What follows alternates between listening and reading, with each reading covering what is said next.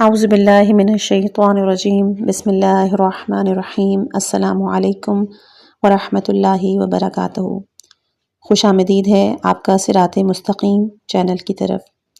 آج ہم پیش کریں گے آڈیو بک کی گناہان کبیرہ جلد اول کہ جو کہ ایک معروف عالم دین آغا دستغیب شیرازی کی تصنیف ہے۔ اس کتاب میں انہوں نے گناہان کبیرہ کے موضوع کو بڑی ہی تفصیل سے بیان کیا ہے، ان گناہوں کی سنگینی کو واضح کیا ہے کہ جو انسان کی روحانیت اور اخلاقی زندگی پر گہرے اثرات مرتب کرتی ہے۔ یہ کتاب نہ صرف آپ کو گناہوں کی نوعیت سمجھانے کی بلکہ آپ کی زندگی کو بہتر بنانے کی بھی رہنمائی فراہم کرے گی۔ تو آئیے اس علم و حکمت کے سفر کا آغاز کرتے ہیں اور گناہ کبیرہ کے بارے میں مزید جانتے ہیں۔ اس کتاب کو شروع کرنے سے پہلے کچھ عرض کرنا چاہوں گی۔ سب سے پہلے تو تھمبنیل میں جیسے کہ لکھا ہوا ہے کہ یہ جلد نمبر 3 ہے، لیکن جب یہ آڈیو شروع ہوئی ہے تو ہم نے یہ بیان کیا کہ گناہان کبیرہ کی جلد نمبر اول ہے۔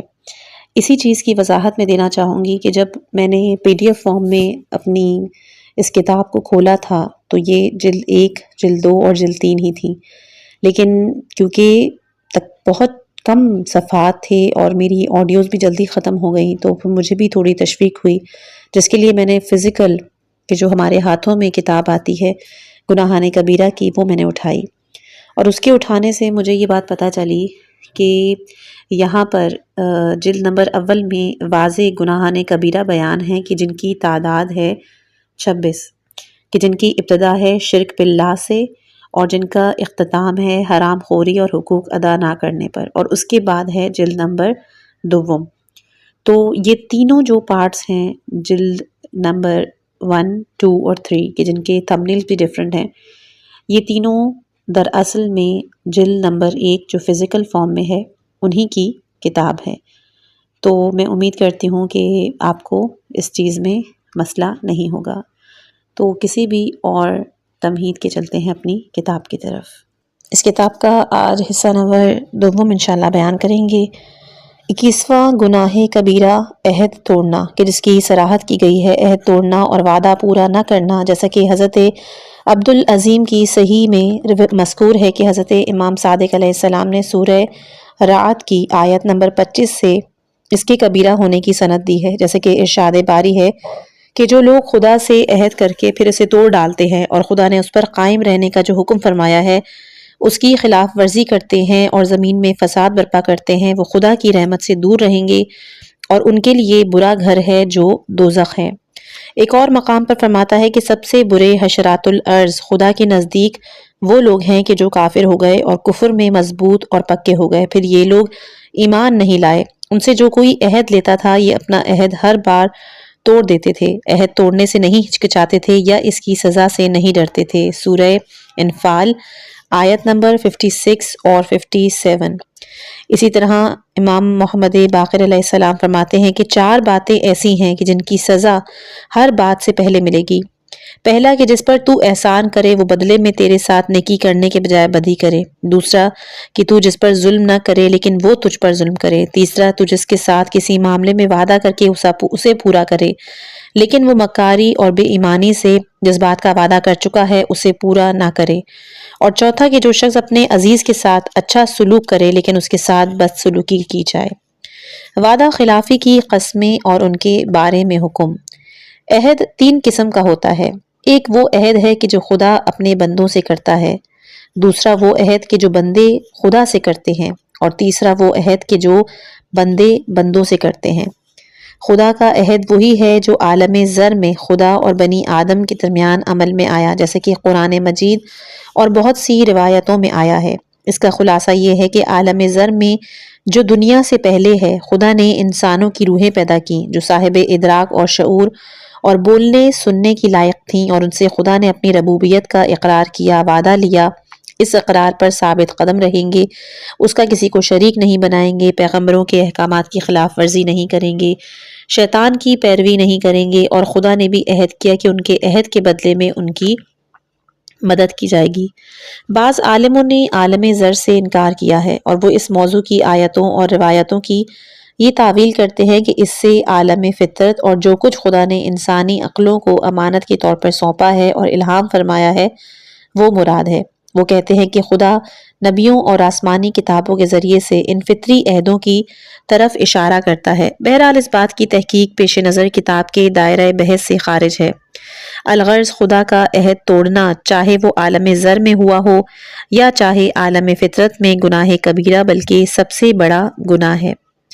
دوسری قسم ان عہدوں کی ہے کہ جو کوئی بندہ ابتدا میں خدا سے کرتا ہے اور اس کے احکام ہیں، مثلا نظر اور عہد میں زبان سے کہنا لازمی ہے، محض قصد اور نیت سے نہیں، اسے زبان سے بھی ادا کیا جاتا ہے، اور عہد یا نظر کا ایک صیغہ ہوتا ہے وہ بھی پڑھا جاتا ہے۔ اس کے علاوہ بیکار کام کا عہد اور نظر نہیں ہو سکتی، شرع کی روح سے بیکار نہیں ہونا چاہیے، دوسرے لفظوں میں مکروہ اور حرام نہیں ہونا چاہیے۔ نظر مفید کام کی ہونی چاہیے، یعنی کہ جس کام کے لیے قسم کھائی جا رہی ہے اس میں شرعی رجحان نہیں ہونا چاہیے، اس طرح جس بات کا عہد کیا جا رہا ہے اس کے لیے بھی یہی شرط ہونا چاہیے۔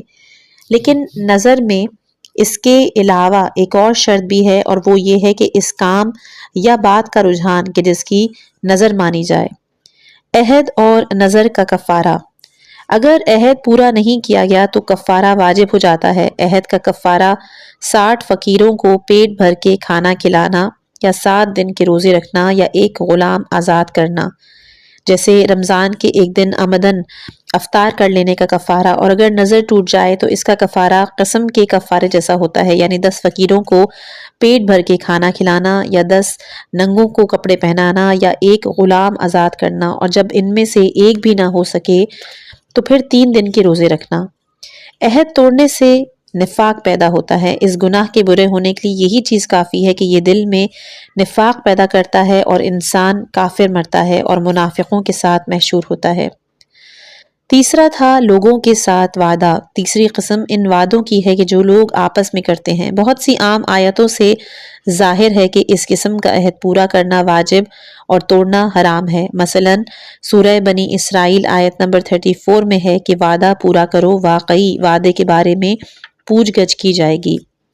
وعدہ خلافی دراصل منافقوں کی خصلت ہے۔ بہت سی روایات میں یہ چیز پتہ چلتی ہے کہ ائماؤں نے اس بارے میں فرمایا ہے کہ وعدہ خلافی منافقوں کی خصلت ہے۔ اس کے علاوہ وعدہ خلاف لوگ چوپایوں سے بھی بدتر ہے، حتیٰ کہ یہاں تک روایت میں ہے کہ مشرکوں سے کیے ہوئے وعدے کا بھی ہمیں احترام کرنا چاہیے۔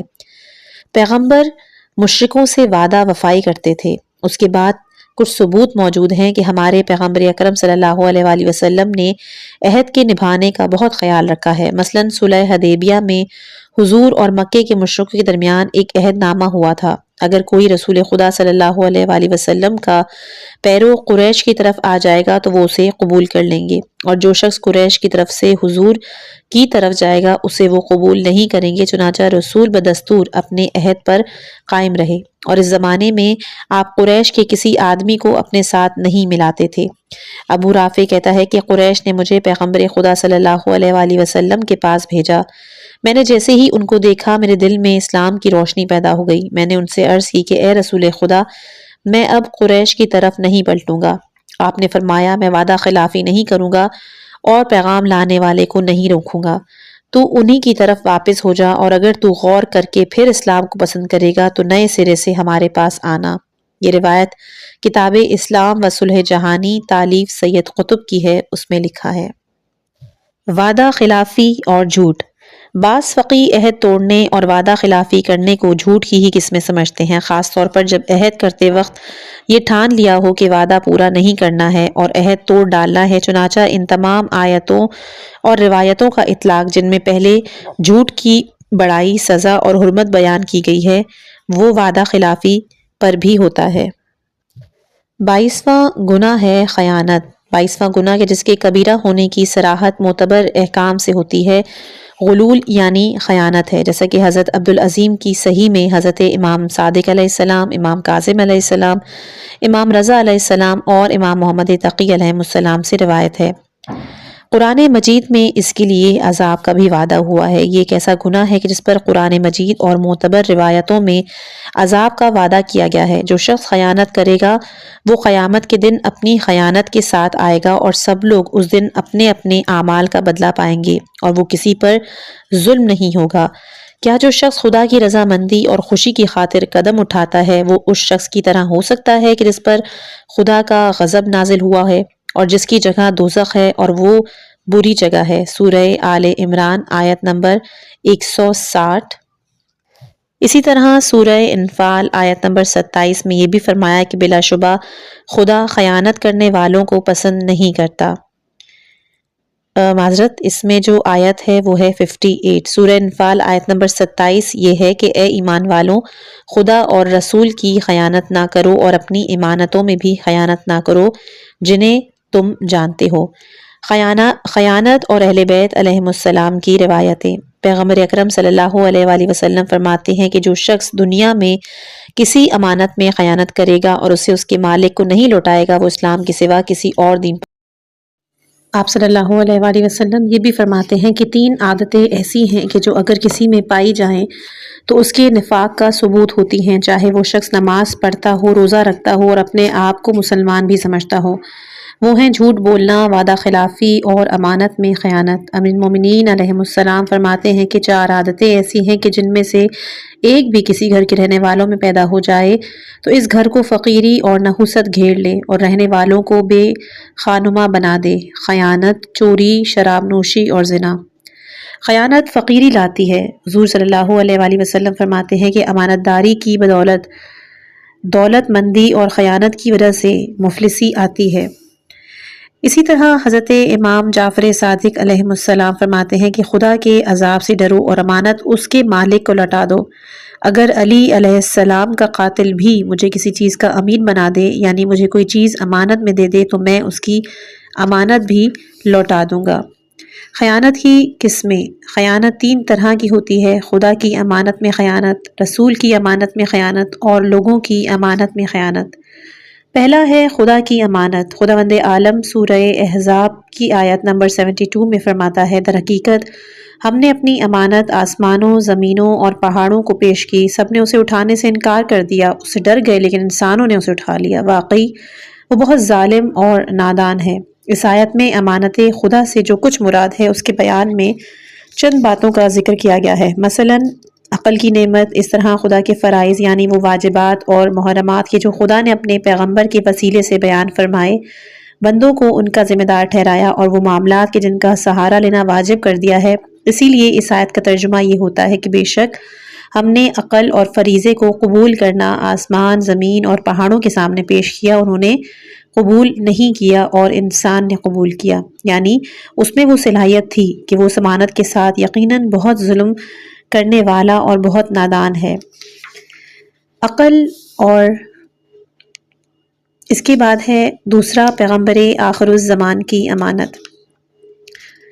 اس سے پہلے ایک بات بتانا چاہوں گی کہ بدقسمتی سے ہمارے زمانے میں بہت سے لوگ خدا کی امانتوں میں خیانت کرتے ہیں اور دنیا، مادیات اور ہوا و ہوس میں اس قدر مشغول ہو گئے کہ کوئی شخص دینی فرائض کو یاد کرنے یا سیکھنے کے لیے تیار نہیں، ان پر عمل کرنے کا تو ذکر ہی کیا۔ قریب ہے کہ دین کی نشانیاں مٹ جائیں اور خدا کی عائد کی ہوئی ذمہ داریاں پرانی ہو جائیں، باوجود کہ ہر زمانے کے لوگوں پر جس طرح ان کا جاننا اور ان پر عمل کرنا واجب ہے، اسی طرح آنے والے زمانے کے دوسرے لوگوں تک بھی انہیں پہنچانا چاہیے۔ دینی احکام پھیلنے چاہیے، چاہے ابھی یہ بات لازم بھی نہ ہو کہ یہ کہنا اور ختم ہو جائیں گے، لیکن بدقسمتی سے بہت سو نے نہ انہیں خود سمجھا ہے اور نہ دوسروں تک پہنچایا۔ جو لوگ دیہات میں آتے جاتے رہتے ہیں وہ خوب جانتے ہیں کہ تبلیغ دین کا فریضہ انجام دینے میں کس قدر غفلت برتی گئی ہے۔ دوسرا ہے پیغمبر آخر الزماں کی امانت۔ شیعوں اور سنیوں کی مانی ہوئی حدیث میں یہ بات موجود ہے کہ رسول اللہ صلی اللہ علیہ وآلہ وسلم نے وفات سے پہلے فرمایا تھا کہ در حقیقت میں تمہارے درمیان 2 وزنی، عمدہ اور قیمتی چیزیں چھوڑے جا رہا ہوں، ایک قرآن مجید اور دوسری میری اطرت۔ میں قیامت میں تم سے پوچھوں گا کہ تم نے ان دونوں بڑی چیزوں کے ساتھ کیا سلوک کیا۔ مجمع میں لکھا ہے کہ قرآن اور اطرت کے ثقلین یعنی بھاری پن سے ان کی پیروی مراد ہے، اور قرآن مجید کی امانت داری یہ ہے کہ اس کی تلاوت جس قدر بھی ہو سکے برابر کی جایا کرے اور اس میں جو باریکیاں اور حقیقتیں ہیں انہیں یاد کیا کریں، اس کی نصیحتوں سے آگاہی اور سبق لیا کریں، اس کے احکامات پر عمل کیا جائے۔ اس کی خیانت یہ ہے کہ اس کا پڑھنا اور اس کی آیتوں پہ غور کرنا چھوڑ دیا جائے، اس کے احکامات پر عمل نہ کریں۔ قرآن کی خیانت کرنے والے سے قیامت میں حضور صلی اللہ علیہ وآلہ وسلم باز پرس کریں گے۔ پیغمبر آخر الزمان کی اولاد بھی امانت ہے۔ رسول خدا کی اولاد سے نہایت محبت کرنا، انہیں جان و دل سے دوست رکھنا چاہیے۔ ان میں 12 کو جو معصوم ہیں، امام اور واجب الاطاعت اور اپنے اور خدا کے درمیان واسطہ اور حجت سمجھنا چاہیے۔ تمام باتوں اور کاموں میں ان کے احکامات پر عمل کرنا چاہیے۔ باقی تمام سادات سے بھی عقیدت رکھنا، ان کا احترام کرنا اور دل کی گہرائیوں سے ان سے محبت کرنا چاہیے۔ ان کے کام کرنے اور ضرورت پوری کرنے کی کوشش کرنا چاہیے تاکہ ان کے جد حضرت رسول خدا صلی اللہ علیہ وآلہ وسلم کی امانت کی قدر اور احترام ہو سکے۔ تیسرا ہے لوگوں کی امانت۔ یہاں جاننا چاہیے کہ امانت 2 قسم کی ہوتی ہے، ایک ہے امانت مالکی اور دوسری امانت شرعی۔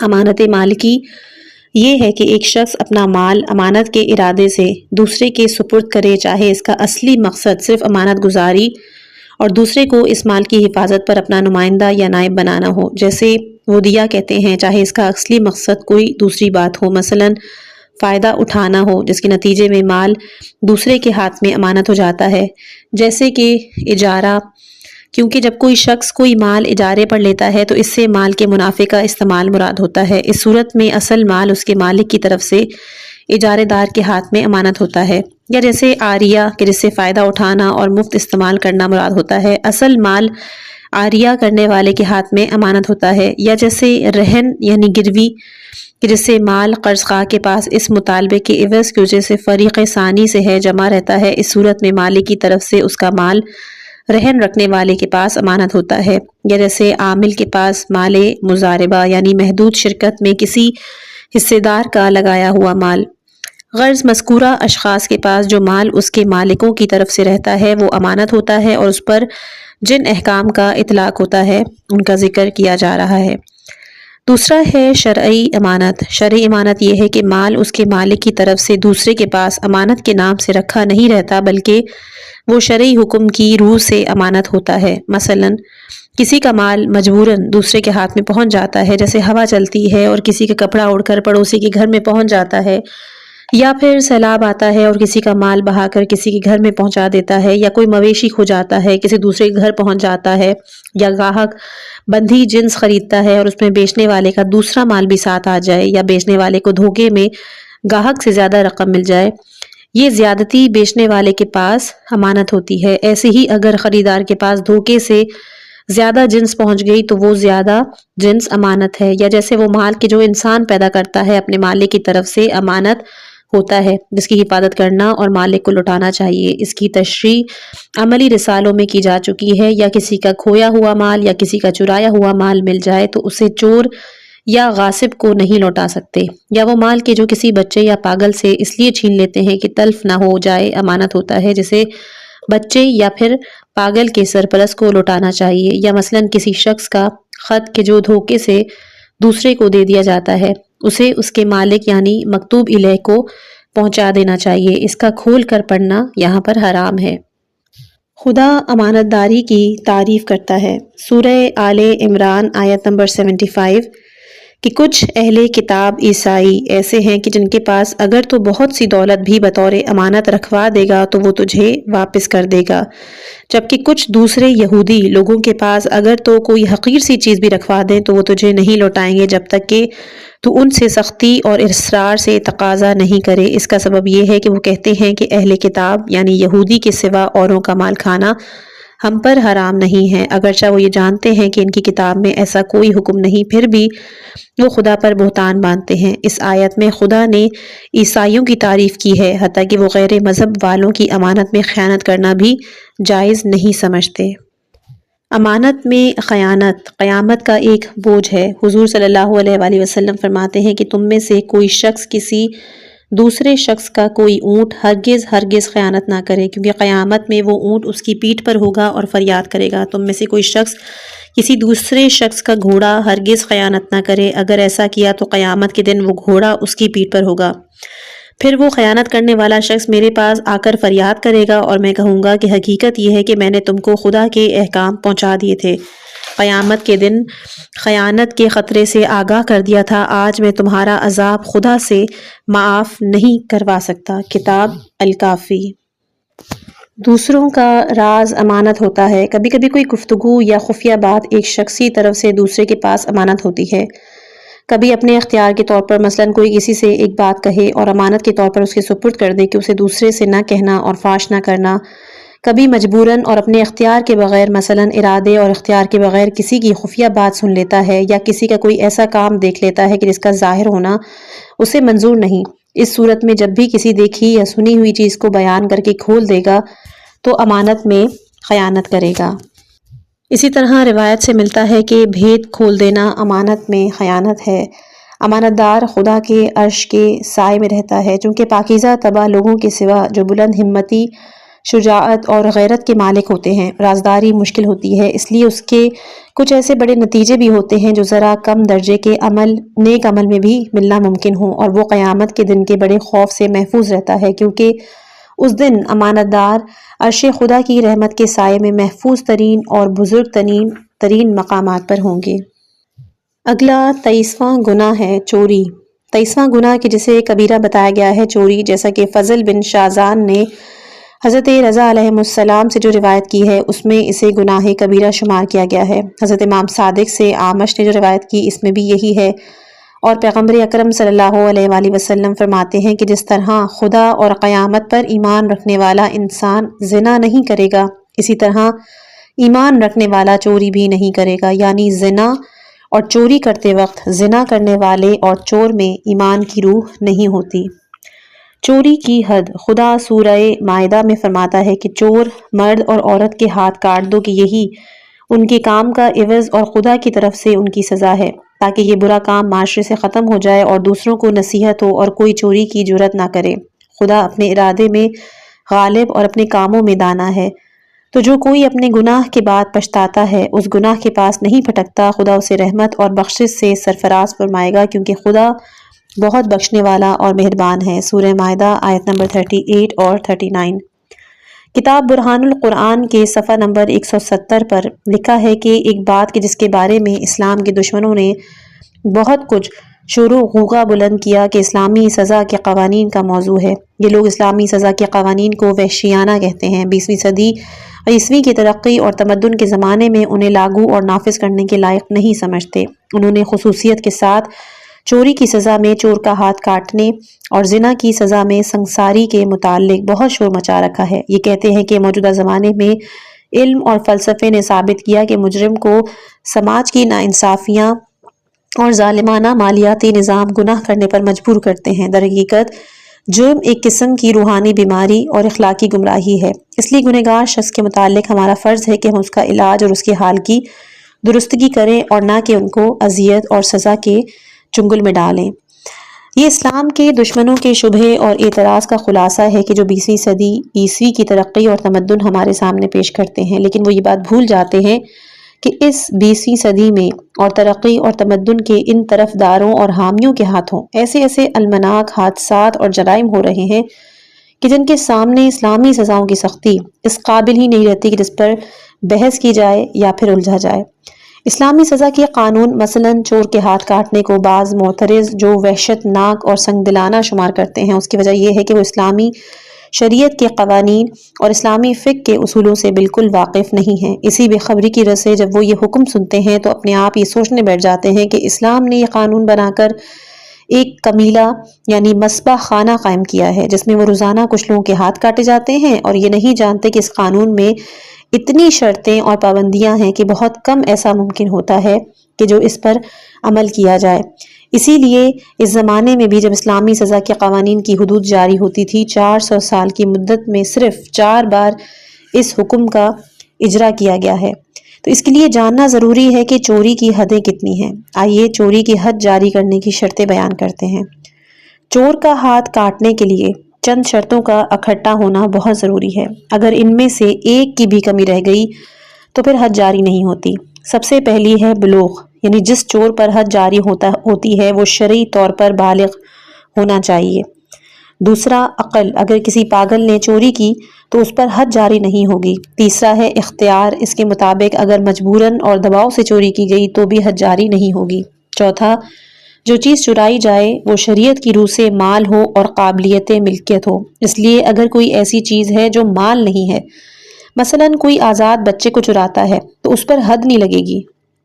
پانچواں، جو چیز چرائی جائے اس کی قیمت شرعی پاؤ مثقال خالص سونے سے کم نہ ہو، اور شرعی مثقال 18 چنوں کے برابر ہوتا ہے کہ جس کی چوتھائی 4.5 چنے ہوتے ہیں۔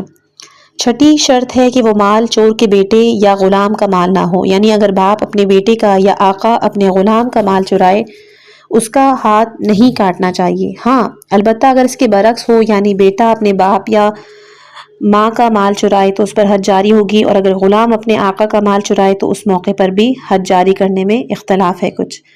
بہرحال ساتویں شرط ہے کہ قحط کے زمانے میں چرائی ہوئی چیز کھانا اور خوراک نہ ہو۔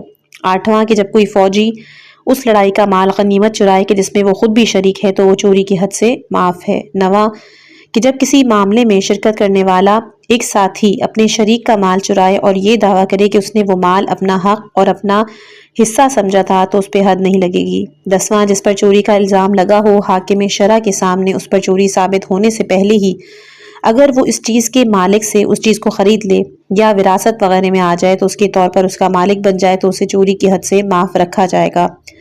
11واں کہ جب ملزم دعویٰ کرے کہ اس نے مال کو چوری کی نیت سے نہیں چرایا اور اس کے متعلق یہ بات ثابت کر سکے تو اس پر حد جاری نہیں ہوگی۔ 12واں ہے کہ اگر چرائی ہوئی چیز حرام ہو تو اس پر حد جاری نہیں ہوگی، چنانچہ شراب اور سور کا گوشت وغیرہ چرانے سے حد جاری نہیں ہوتی۔ 13واں کہ اگر چوری ایسی جگہ ہوئی جہاں پہنچنا مالک کی اجازت سے وابستہ ہو اس پر حد نہیں ہوگی، جیسے مسجد، حمام، تمام عوامی اور عام عمارتیں، ان میں چوری کرنے پر حد نہیں لگے گی۔ 14 ہے مال کو اس کے حرص سے چرائے، اور حرص سے مراد وہ جگہ ہے کہ جس میں مال حفاظت کی خاطر رکھا گیا ہو، جیسے کہ جواہرات اور سونے چاندی کا حرص ہوتا ہے وہ بند صندوق، پھلوں کا حرص باغ ہوتا ہے درخت نہیں ہوتا، چوپایوں کا حرص استبل ہوتا ہے، مال اور متاع کا حرص دکان، گودام اور الماری ہوتا ہے۔ اس طرح لباس کے باہر کی نہیں اندر کی جیب نقد رقم کا حرص ہے، یا مثلا قبر کے جو کفن کا حرص ہے۔ 15 ہے کہ چور مال کی خود حرص سے باہر نکالے، اسے اپنے ساتھ خود لے کے جائے۔ اگر وہ حرص کو توڑتا ہے اور کوئی دوسرا مال نکال کر لے جائے تو کسی پر بھی حد جاری نہیں ہوگی، کیونکہ جس نے حرص توڑا اس نے چوری نہیں کی، اور جو مال لے کر گیا اس نے حرص نہیں توڑا۔ اور اگر مال لے جانے والے نے حرص توڑنے میں بھی شرکت کی تو حد صرف اسی پر جاری ہوگی، اور اگر 2 یا زیادہ آدمیوں نے حرص کے توڑنے اور مال کے لے جانے میں شرکت کی تو ان میں سے ہر ایک نے پاؤ مثقال سونے کے برابر مال چرایا ہے تو پھر ہر ایک پر حد لگے گی۔ 16واں ہے چور مال کو خفیہ طور پر اس طرح لے جائے کہ اس کے لے جانے کے بعد لوگوں کو معلوم ہو، تو اگر سامنے اور کھلم کھلا اور زور زبردستی وغیرہ سے لے جائے تو اس پر چوری کی حد نہیں، بلکہ اگر ہتھیار بند ہوگا تو لڑاکے یا جنگجو کی حد لگے گی، ورنہ معمولی سزا دی جائے گی۔ 17واں کہ اگر چور اس پر چوری ثابت ہونے سے پہلے ہی حاکم شرع کے سامنے توبہ کر لے تو حد ساقط ہو جاتی ہے۔ 18واں چوری ثابت کرنے کو 2 عادل شخص پیش کیے جائیں یا ایک عادل شخص گواہی دے اور صاحب مال قسم کھائے یا خود چور دوبارہ چوری کا اقرار کرے تبھی چوری ثابت ہوگی اور چور پر حد جاری ہو سکے گی۔ 19واں ہے کہ چوری کی حد جاری ہونے کے لیے ضروری ہے کہ مال کا مالک مقدمے کی پیروی کرے اور حد جاری کرنے کا تقاضا کرے۔ اور 20واں ہے کہ کچھ فقیہوں نے کہا کہ جب 2 عادل گواہوں کے مطابق نہیں بلکہ چور کے 2 بار اقرار کر لینے پر چوری ثابت ہو جائے تو حاکم شرع اپنی کسی ایسی مصلحت کی بنا پر کہ جسے وہ خود ہی جانتا حد جاری کرنے کی کیفیت۔ 20 شرطیں پوری ہو جانے پر حاکم شرع کو چاہیے کہ وہ چور کی 4 انگلیاں کاٹ ڈالے اور ہتھیلی کو چھوڑ دے۔ اگر چور نے کئی بار چوری کی ہے اور اس پر ابھی تک حد نہیں ہوئی تو اس پر صرف اسی مرتبہ حد کا جاری ہونا کافی ہے۔ اگر حد جاری ہونے کے بعد پھر چوری کرتا ہے تو مذکورہ شرائط پوری ہونے پر اس کے بائیں پاؤں کو انگلیوں سے آدھے پیر تک کاٹ دے اور باقی پاؤں چلنے کے لیے باقی رکھا جائے گا، اور اگر وہ پھر چوری کرتا ہے تو اسے عمر قید میں رکھا جائے گا، اور جو چوتھی بار قید خانے میں بھی چوری کرتا ہے تو اسے قتل کر دیا جائے گا۔ ہاتھ کا خوں بہا اور چوری کی حد۔ اگر کسی کا ہاتھ بلا جرم کاٹ ڈالا جائے تو مجرم سے 500 مثقال سونا لے کر اسے دے دینا چاہیے۔ اب ایسا کیوں ہوتا ہے کہ جبکہ پاؤ مسقال سونا چرانے پر اسے کاٹا جا سکتا ہے؟ اس کا جواب یہ ہے کہ امانت یعنی ایمانداری کی عزت نے اسے بیش قیمت اور مہنگا کر دیا ہے، اور خیانت یعنی بے ایمانی کی ذلت نے اسے سستا اور بے قیمت بنا دیا۔ تو خدا کی یہاں پر دانائی کو ہمیں سمجھنا چاہیے۔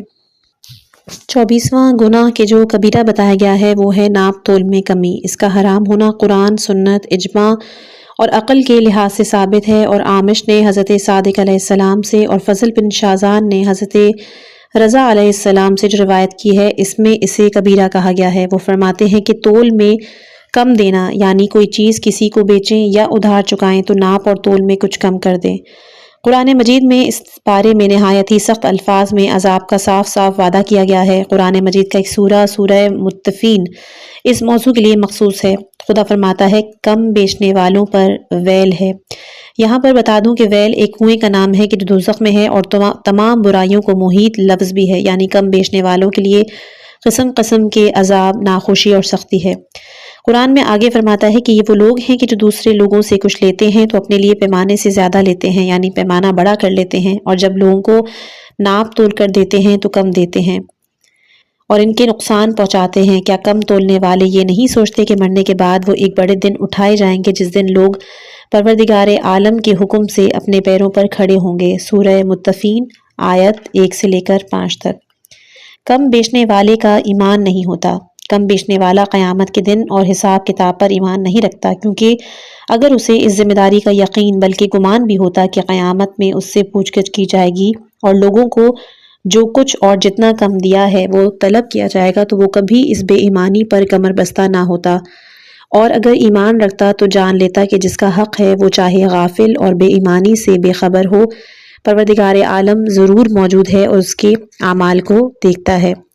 5 عادتیں اور 5 بلائیں۔ تفسیر منہاج الصادقین میں لکھا ہے کہ رسول خدا صلی اللہ علیہ وآلہ وسلم نے فرمایا 5 عادتیں اتنی بری ہیں کہ 5 مصیبتیں اور بلائیں بھی ان کے ساتھ ہوتی ہیں۔ جو گروہ وعدہ خلافی کرتا ہے خدا دشمن کو ان پر غالب کر دیتا ہے۔ جو گروہ خدا کے حکم کے بغیر ہی حکم دیتا ہے اس میں مفلسی داخل ہو جاتی ہے۔ جس گروہ میں بدبخت فاحشہ پیدا ہو جائے اس میں موت پیدا ہو جاتی ہے۔ جو فرقہ کم تولنے کم ناپنے کو پیشہ بناتا ہے وہ اجناس اور خوراک سے محروم ہو جاتا ہے اور اسے قحط اور گرانی کی سزا ملتی ہے۔ اور جو گروہ حقداروں تک زکوٰۃ نہیں پہنچاتا اسے بران رحمت سے محروم کر دیا جاتا ہے۔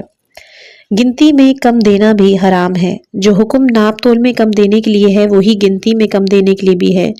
مثلاً کپڑا اور زمین گز اور میٹر سے لی دی جاتی ہے، ان کا کم دینا گنتی میں بھی ہو سکتا ہے۔ اگر کوئی 1 سینٹی میٹر بھی کم دیتا ہے تو اس پر ناپ میں کمی صادق آتی ہے، اور جن چیزوں کا گنتی سے معاملہ ہوتا ہے جیسے مرغی کے انڈے اگر کم دے اس کا مالک نہ سمجھ پائے تو وہ کم بیچنے والا ہے، اور جو کچھ کم بیچنے والوں کے بارے میں کہا گیا ہے وہ چیز اس میں بھی شامل ہوگی۔ اسی طرح سودے میں ملاوٹ بھی حرام ہے۔ جب کوئی دوسری جنس کی کچھ مقدار جو قیمت میں کم ہے اس میں ملا دے اور گاہک کی نظر کے سامنے پورا وزن تول کر دے تو یہ سودے میں ملاوٹ ہے۔ مثلاً وہ 100 من اچھے گیہوں بیچتا ہے لیکن اس میں 10 من درمیانی قسم کے گیہوں ملا دیتا ہے، یا 1 من عمدہ بھینس کا گھی بیچتا ہے اور اس میں کچھ بناسپتی گھی یا چربی ملا دیتا ہے۔ اس قسم کی تمام مثالیں حرام اور سودے میں ملاوٹ کہلاتی ہیں۔ خدا اور مخلوق کے ساتھ حق میں کمی۔ تطفیف کہ جو گناہان کبیرہ ہے کہ جس پر عمل کرنے والا ویل میں جائے گا، جو جہنم کا ایک کنواں ہے، وہ یہ ہے کہ ایک شخص مال خریدتے وقت تو اپنے حق سے زیادہ لے اور بیچتے وقت گاہک کو اس کے حق سے کم دے، جیسا کہ بیان ہو چکا ہے۔ لیکن مناسب بات یہ ہے کہ مسلمان خدا اور مخلوق کے ساتھ اپنے تمام کاموں میں یہ دھیان رکھے کہ متفف یعنی تطفیف کرنے والا نہ ہو، جس طرح وہ خدا اور خلق پر اپنے حقوق کی مکمل ادائیگی چاہتا ہے اسی طرح کوشش کرے کہ وہ ان کے حقوق بھی پورے طور پر ادا کرے۔ مثلاً پروردگار پر بندے کے حقوق یہ ہے کہ وہ اسے روزی دے اور اسے اپنی نعمتوں سے محروم نہ کرے، پریشانی اور مجبوری کے وقت اس کی فریاد سنے، اس کی دعا قبول کرے جیسا کہ اس نے خود ہی وعدہ فرمایا ہے، اور بندے پر خدا کے حقوق یہ ہیں کہ کسی کو خدا کا شریک نہ بنائے، اس کی نعمتوں کا شکر ادا کرے، اس کی نعمت کو اس کی نافرمانی کا وسیلہ نہ بنائے۔ چنانچہ جو کوئی شیطان، نفس اور خواہش کو خدا کا شریک بنائے گا، اس کی پیروی کرے گا، خدا کی نافرمانی سے نہیں بچے گا، اس کی کسی ایک بے انتہا اور بے پایاں نعمت کے 10ویں حصے کا بھی شکر ادا نہیں کرے گا، وہ کس طرح امید رکھ سکتا ہے کہ جیسے ہی وہ اللہ کو آواز دے وہ اللہ اس کے جواب میں ہاں میں سن رہا ہے؟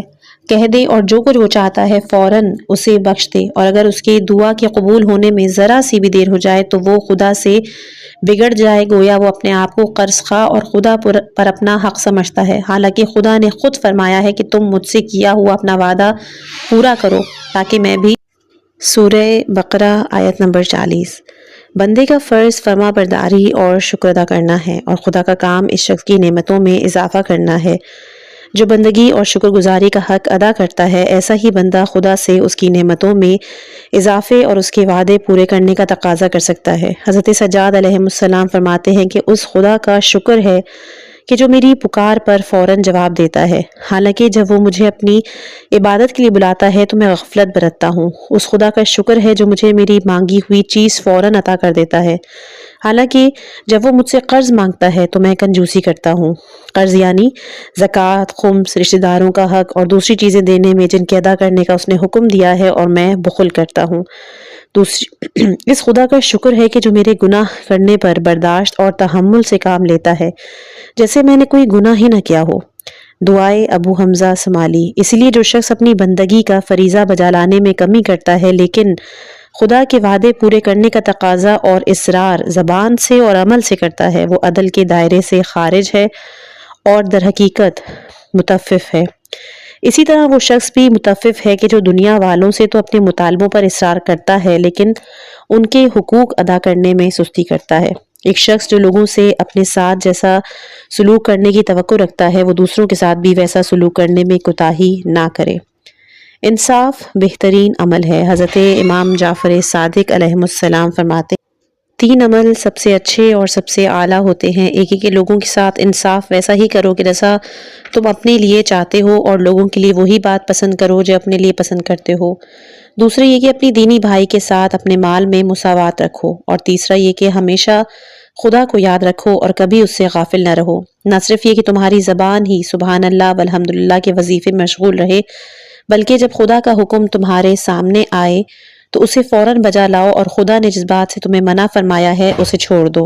امام علی علیہ السلام اعمال کی میزان ہیں۔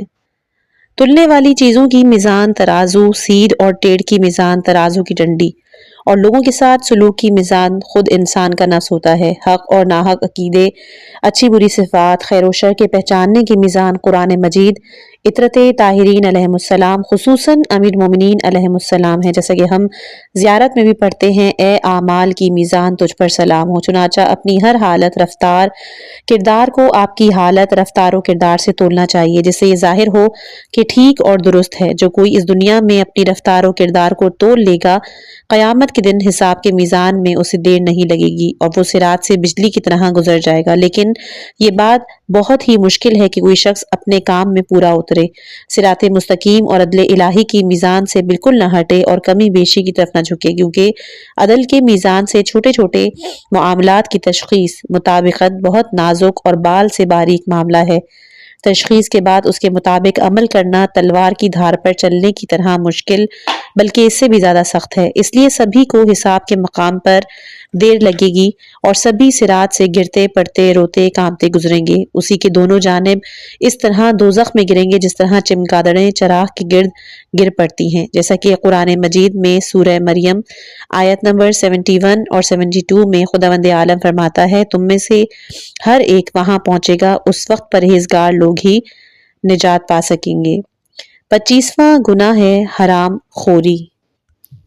سورہ مائدہ میں 2 مقامات پر حرام کھانے کو یہودیوں کی صفت قرار دیا گیا ہے۔ خداوند متعال سورہ مائدہ آیت نمبر 62-63 میں فرماتا ہے کہ اور تو بہت سے یہودیوں کو دیکھتا ہے کہ وہ گناہ اور ظلم کرنے میں تیزی دکھاتے ہیں۔ یہاں بتایا جا چکا ہے کہ اسم اس گناہ کو کہتے ہیں کہ جس کا نقصان دوسروں کو پہنچتا ہے، اور آگے لکھا ہے اور رشوت یا سود کھانے کا برا کام کرتے ہیں، ان کے عالم اور زاہد لوگ انہیں جھوٹ بولنے اور رشوت کھانے سے کس لیے منع نہیں کرتے؟ وہ لوگ برے کام کرتے ہیں کیونکہ وہ انہیں منع نہیں کرتے۔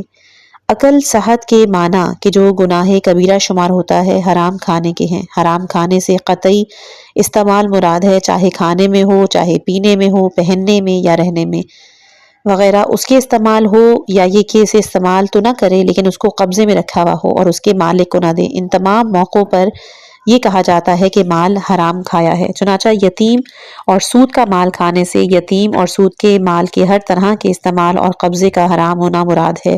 اس سے صرف کھانا پینا ہی حرام مراد نہیں، غرض اس میں کوئی شبہ نہیں کہ مال حرام کا ہر قسم کا استعمال حرام ہے۔ امام محمد باقر علیہ السلام سے نقل ہے کہ آپ سے روایت ہے کہ صحت مردے کی قیمت کتے کی قیمت، یہاں پر شکاری اور ریوڑ کے کتے کے علاوہ کی بات ہے۔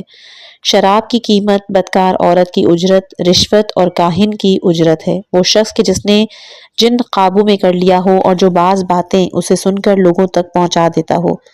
ان جیسی حدیثوں سے معلوم ہوتا ہے کہ حرام مال کی تمام قسمیں سحت ہیں اور بعض کی حرمت اور سزا زیادہ ہے، اور سب سے بڑی رشوت خوری ہے کہ جو خدا کے انکار کے برابر اور جس پر پیغمبر نے لعنت کی ہے۔ رشوت کی 3 قسمیں ہیں: قاضی سے حکم صادر کرانے کے لیے، دوسرا حرام کام لینے کے لیے رشوت، اور تیسرا ہے مباح کام لینے کے لیے۔ رشوت اسے کہتے ہیں جو قاضی کو اس لیے دے کہ وہ دینے والے کے حق میں حکم دے یا اس کی کامیابی کا جو راستہ بند ہو گیا ہے اسے دوبارہ کھول دے، چاہے حق رشوت دینے والے ہی کی طرف کیوں نہ ہو، اور قاضی بھی صحیح حکم دے۔ جس طرح رشوت لینا، اسے خرچ میں لانا حرام اور گناہ کبیرہ ہے، اس طرح رشوت دینا بھی حرام ہے، اور پیغمبر نے رشوت دینے اور لینے والے دونوں پر لعنت کی ہے۔ فرمایا ہے کہ خدا رشوت دینے والے اور رشوت لینے والے پر اور جو کوئی ان میں تعلق پیدا کراتا ہے ان سب پر لعنت کرے۔ اس کے علاوہ رشوت دینا گناہ کی مدد کرنا، البتہ جب ناچار اور مجبور ہو تو مضائقہ نہیں۔ اس طرح جب اپنا حق لینے کے لیے رشوت دینے کے سوا کوئی چارہ نہ ہو تو وہ بھی جائز ہے، چاہے رشوت لینے والے کے لیے اس کا لینا حرام ہے۔ چنانچہ رشوت لینے میں واسطہ بننا، رشوت لینے والے تک پہنچانا، کم یا زیادہ دینے میں واسطہ بننا سب حرام، اور روایتوں میں واسطے کو رائش کہا گیا ہے۔ رشوت میں کوئی فرق بھی نہیں ہونا چاہیے، وہ مال ہو جیسے نقد روپیہ، جائیداد یا گھر، دکان کا منافع وغیرہ، یا عمل ہو جیسے قاضی کی رشوت کے لیے کپڑے سیے یا معماری کرے۔ کبھی رشوت قول سے بھی دی جاتی ہے، جیسے قاضی کی تعریف کرے تاکہ وہ اس کا دھیان کرے اور اس کے حق میں حکم دے۔ رشوت کی ان تمام قسموں کے حرام ہونے میں کوئی بھی شبہ نہیں ہے۔ رشوت وہ مال ہے کہ جو کوئی ہبہ یا تحفہ یا صلح صفائی کے طور پر رشوت کی نیت سے دے، مثلا خمس یا زکوٰۃ کے نام سے رشوت کی نیت سے دے، یہ بے شک حرام ہے، اور خمس زکوٰۃ کا دین ادا نہیں ہوگا بلکہ اس کے ذمے باقی رہے گا، کیونکہ خمس اور زکوٰۃ کی صحیح ادائیگی کی شرط قربت کی شرط ہے۔ رشوت کی دوسری قسم یہ ہے کہ عام حاکم یا ظالم یا کسی رئیس کو کوئی چیز اس لیے دیں کہ وہ اس کی بدولت کسی پر ظلم کر سکے یا کوئی گناہ کر سکے۔ ایک میں شک نہیں کہ رشوت کی یہ قسم بھی پہلی قسم کی طرح حرام ہے اور ناجائز مال کھانا ہے، جیسے کہ قرآن مجید میں سورہ بقرہ آیت نمبر 188 میں فرمایا ہے، اپنا مال تم آپس میں ناحق مت کھاؤ، اسے حاکموں کے لیے بھی نہ بھیجو جس کے بل پر تم لوگوں کے مال کا کچھ حصہ ناجائز طور پر کھا سکو جبکہ تم خوب جانتے ہو۔ رشوت کی تیسری قسم یہ ہے کہ کوئی اپنا مال ایک شخص کو اس لیے دیتا ہے کہ اس کی مدد سے اپنا حق حاصل کر سکے یا کسی ظلم سے بچ سکے یا کوئی مباح کام کر سکے۔ رشوت کی یہ قسم جائز اور حلال ہے۔ حدیث صحیح میں امام سے پوچھا گیا کہ ایک شخص دوسرے کو رشوت دیتا ہے تاکہ وہ ایک جگہ سے ہٹ جائے جس سے وہ شخص اس جگہ بیٹھ سکے، آپ صاف صاف فرماتے ہیں کہ اس میں کوئی مذائقہ نہیں۔ اس روایت میں جگہ سے مراد کسی کی جائیداد نہیں ہے بلکہ مشترک اور عام مقام ہے، جیسے کہ مسجد، مدرسہ، گلی اور بازار وغیرہ۔ لیکن یہاں پر واضح رہے کہ تیسری قسم یعنی حلال مقصد اور جائز مطلب حاصل کرنے کی نیت سے ہدیے کے طور پر کچھ رقم یا مال دینا اگرچہ کہ حلال اور جائز ہے، لیکن اس کا لینا کراہت سے خالی نہیں، کیونکہ یہ تحفہ رشوت سے مشابہ ہے، اور کیونکہ اکثر اوقات اس کے لینے سے رشوت خوری میں آسانی اور سہولت ہو جاتی ہے، اور ہو سکتا ہے کہ یہ دوسری قسم میں بھی تبدیل ہو جائے کہ جو قطعی حرام ہے۔ پرہیزگار شخص کو اس حلال قسم سے بھی بچنا چاہیے تاکہ وہ کبھی اس کی حرام قسم میں نہ پھنس سکے۔ حرام کھانے کے بہت سے نتائج ہیں، جیسے حرام کھانے سے مال کی برکت جاتی رہتی ہے، حرام کھانے والے کی دعا قبول نہیں ہوتی، حرام کھانے سے دل سخت ہو جاتا ہے۔ البتہ حلال خوری ہر نیکی کا چشمہ ہے، جس طرح حرام کھانا ہر برائی کا منبع ہے، اسی طرح لقمہ حلال بھی نیکیوں اور بھلائیوں کا سرچشمہ ہے۔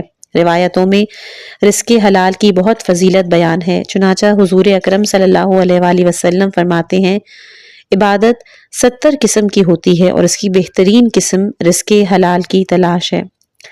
خدا نے کسی کے لیے رزق حرام نہیں چاہا ہے۔ جو لوگ رزق حرام کمانے سے پرہیز نہیں کرتے وہ غالباً یہ سوچتے ہیں کہ اگر وہ لوگ اس مال حرام کو چھوڑ دیں گے تو ان پر روزی تنگ ہو جائے گی اور وہ سخت محتاج اور پریشان ہو جائیں گے۔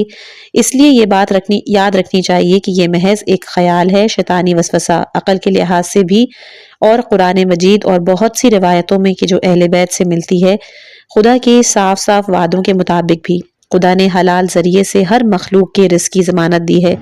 اگر وہ جلدی نہ کرے اور صبر اور قناعت کو اپنا لے تو اس کے مقدر کا رزق لامحالہ اس تک پہنچ ہی جائے گا۔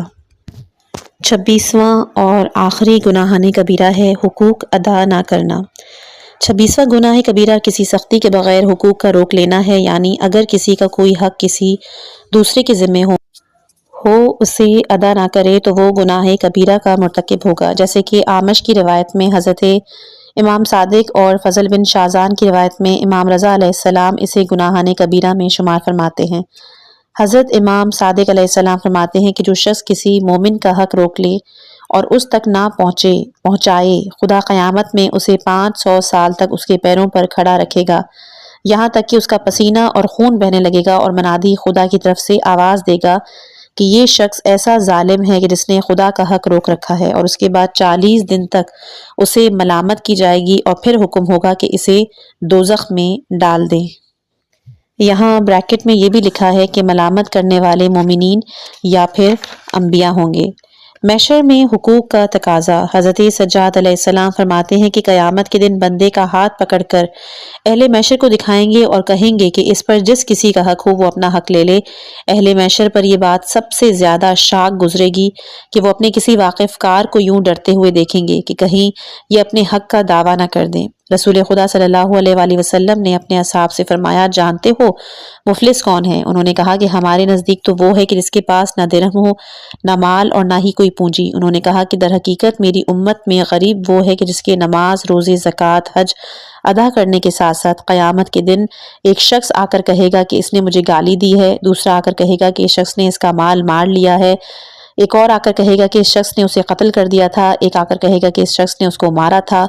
چنانچہ اس شخص کی نیکیاں لے لی جائیں گی اور ہر حقدار کے حق کے برابر اسے دے دی جائیں گی۔ اگر حقداروں کے حقوق ادا ہونے سے پہلے ہی اس کی نیکیاں ختم ہو گئیں تو حقداروں کے گناہ لے کر اس پر ڈال دیے جائیں گے اور پھر اسے جہنم میں پھینک دیا جائے گا۔ دین یا قرض۔ مال کا دین وہ ہے کہ جو کسی شخص کے ذمے دوسرے کے لیے کسی سبب سے ثابت ہو، مثلاً ادھار لینا، کیونکہ ادھار لینے والے کے ذمے ادھار لی ہوئی رقم قرض خواہ کو ادا کرنا ثابت ہے۔ اس کے علاوہ بیوی کا مہر کہ جو شوہر کے ذمے ہوتا ہے، اور بیوی کا مستقل یومیہ خرچ، اور دوسری طرح طرح کی ضمانتیں کہ جن کا ذکر فقہ کی کتابوں میں آیا ہے۔ اس کے علاوہ قرض 2 قسم کا ہوتا ہے، میعادی قرض اور بے میعادی قرض۔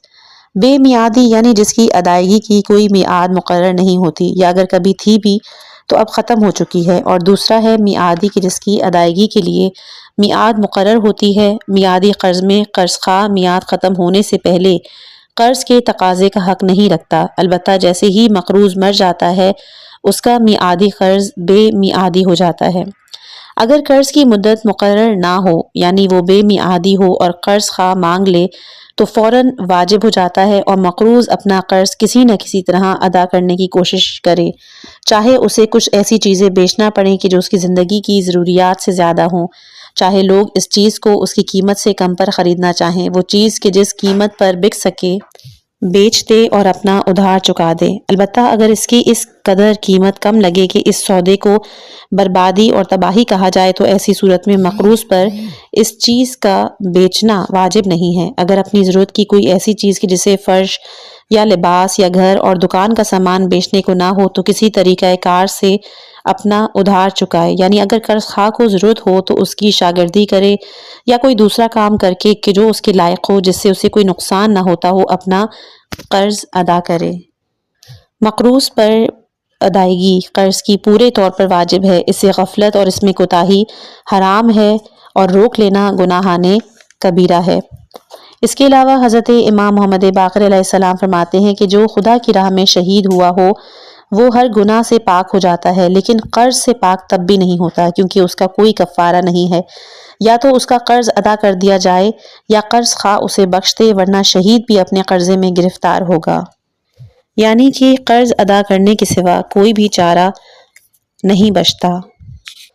یہاں پر قرض دینے کا ثواب اور نہ دینے کا عذاب ہے کہ حضور صلی اللہ علیہ وآلہ وسلم فرماتے ہیں کہ اگر کوئی شخص کسی مومن کو قرض دے اور اسے استطاعت پیدا ہونے تک کی مہلت دے تو وہ قرض میں دیا ہوا مال اس کے لیے زکوٰۃ کی مانند ہوگا، اور ملائکہ اس مال کے ملنے تک اس کے حق میں دعا اور طلب رحمت کریں گے۔ جو مقروض قرض لوٹانے سے مجبور ہے اسے چاہیے کہ وہ یہ نیت رکھے کہ جیسے ہی وہ ادائیگی کے قابل ہو وہ اس میں کوتاہی نہیں کرے گا، بلکہ یہ نیت اسے شروع ہی سے رکھنی چاہیے، کیونکہ اگر ادھار لیتے وقت اس کو لوٹانے کی ہی نیت نہ ہو تو اس مال کا استعمال شروع ہی سے حرام ہو جائے گا۔ جب مقروض اپنی ضرورت سے زیادہ چیزیں بیچ کر بھی آپ کو قرضہ ادا نہ کر سکے تو قرض خواہ پر واجب ہے کہ اس کو مہلت دے تاکہ جب تک وقت ہو سکے ادا کرے۔ تقاضا کرنا اور مقروض کو مصیبت اور پریشانی میں مبتلا کرنا حرام ہے۔ حضرت امام صادق علیہ السلام فرماتے ہیں کہ جو کوئی یہ چاہتا ہے کہ خدا اس دن اسے اپنے عرش کے سائے میں جگہ دے جب خدا کے سائے کے سوا کہیں پر سایہ یعنی پناہ نہیں ملے گی، اسے چاہیے کہ غریب مقروض کو مہلت دے اور اس سے تقاضا نہ کرے یا اپنا مطالبہ اسے بخش دے۔ اسی کے علاوہ ایک اور روایت ہے امام صادق علیہ السلام کی کہ قیامت کے دن قرض خواہ آئے گا اور شکایت کرے گا، اگر مقروض کے پاس نیکیاں ہوں گی تو اس سے لے کر قرض خواہ کو دے دی جائیں گی، اور اگر نہیں ہوں گی تو قرض خواہ کے گناہ اس کے کھاتے میں ڈال دیے جائیں گے۔ لیکن یہاں پر بدلے کی کیفیت کہ ایک حق کے برابر کتنی نیکیاں رکھی جائیں گی خدا اور رسول ہی بہتر جانتے ہیں۔ اس بات کو جاننے کا نہ ہمارے پاس کوئی طریقہ ہے اور نہ یہ ہم پر لازمی ہے۔ قرض چکانے میں جلدی کرنا مستحب ہے، جس طرح حق روکنا قرض نہ چکانا حرام اور گناہ کبیرہ ہے، اسی طرح ادھار لوٹانا تقاضے اور ادائیگی کی قدرت ہونے پر اس کے لوٹانے میں جلدی کرنا خدا کے بہترین واجبات میں سے ہے، اور اس کے لیے بہت سے خداوند متعال کا شکر ادا کرتے ہیں کہ اس ویڈیو کے ذریعے سے اہم باتوں پہ روشنی ڈالی گئی ہے۔ اللہ ہمیں اپنی ہدایت دے اور ہم سب کو گناہوں سے بچنے کی توفیق عطا فرمائے۔ خدا ہم کی زندگیوں میں اپنی برکتیں نازل فرمائے، ہماری روحانیت میں اضافہ کرے اور ہمیں اپنی رضا کی راہوں پر چلنے کی ہمت دے، ہمیں معافی سے نوازے اور ہمارے دلوں میں توبہ کی حقیقت کو بٹھائے۔ اللہ ہمیں گناہ سے بچائے اور ہم سب کو اپنی ہدایت سے سرفراز کرے، آمین۔ اگر آپ کو اس ویڈیو سے کچھ فائدہ ہوا ہو تو براہ کرم اس ویڈیو کو اپنے دوستوں کے ساتھ شیئر کریں اور ہمارے چینل کو سبسکرائب کرنا مت بھولیے گا تاکہ آپ کو مزید ایسی قیمتی اور علم سے بھرپور ویڈیوز مل سکیں۔ اللہ آپ کا اور ہمارا سب کی حفاظت کرے، آمین۔ والسلام علیکم ورحمۃ اللہ وبرکاتہ۔